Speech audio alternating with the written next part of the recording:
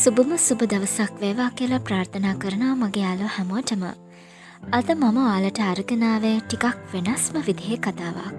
වීඩියෝට යන්න කලින් channel එකත් subscribe කරලා දිගටම Dream Life එක එකතු වෙලා ඉන්න කියලා ආදරෙන් ඉල්ලනවා. Dream Life මේ කතාව පුදුම හිතෙන වගේම ටිකක් දුක හිතෙන කතාවක්. ඔයාලා හැමෝම ආසයි නේද සුරංගනා කතා අහන්න බලන්න? ඉතින් ඇයි එහෙම ආස? ඒ සුරංගනා කතාවල ඉන්න නපුරු දරුණු මායාකාරියෝ නිසා නේද?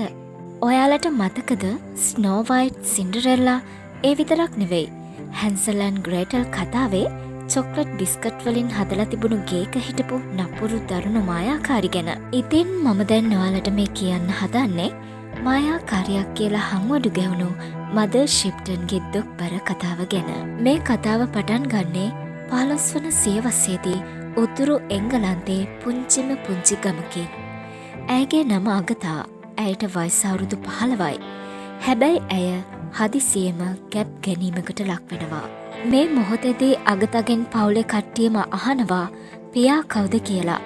නමුත් අගතා මේ කිසිම ප්‍රශ්නකට උත්තර දෙන්නේ නැහැ. ගමේ හිටිය විනිසුරුවරයා ළඟට අරගෙන ගියත් අගතා මේ රහස මුළු ලෝකෙන්ම සංගවනවා. පියා කවුද කියලා නම් කවදාවත්ම කිව්වේ නැහැ. මේ නිසාම අගතට සිද්ධ වෙනවා ඒ ගමෙන් පිටුවහල් වෙන්න. හැබැයි අගතා නෙල්ස්බරෝ නගරයට ආසන්නව පිහිටි නික් ගංගාවායිනේ ගල් ගුහාවක ජීවත් වෙනවා.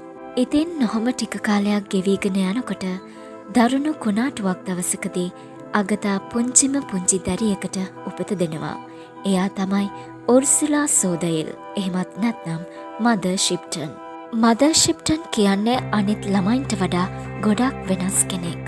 මෙයාට උපතින්ම ලාදුරු රෝගය වැළඳිලා තියෙනවා. මුහුණ පුරාම තිබුණු විශාල බිබිලි, වක්වූ නහය, ඇද කකුල් දෙක නිසාම ඇය ඇවිදින්න පුළුවන් කාලේ ඉඳලම ගියේ හැරමිටියෙන්.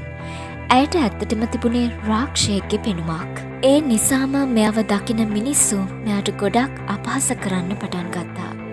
හැබැයි මදර් ෂිප්ටන් පොඩි කාලේ ඉඳලම ඉගෙනීමට ගොඩක් දක්ෂ කෙනෙක්. මෙයාට පුරෝකථනය කරන්න පුළුවන් සහජ හැකියාවක් තිබුණා. මෙයා ගොඩක්ම අනාවැකි පළ කරලා තිබුණා. ගොඩක් දුර රටවල් වලින් පවා මදර් ෂිප්ටන්ගෙන් අනාවැකි අහන්න මිනිසුන් පැමිණ තිබුණා. අවසානයේදී යක්ෂයාගේ දුව කියලා හංවඩු ගහපු මිනිසුන්ම මදර් ෂිප්ටන්ට ගොඩක් ගරු කරන්න පටන් ගත්තා. අවසන් කාලයේදී හෝ ගරු බුහුමන් ලැබූ ඇය 73 වන වයසේදී ස්වභාවික හේතුවක් මත මරණයට පත් වුණා. එහෙනම් මාෂි අදට ගිහින් නම් ඔයාලා පරිස්සමින් ඉන්න.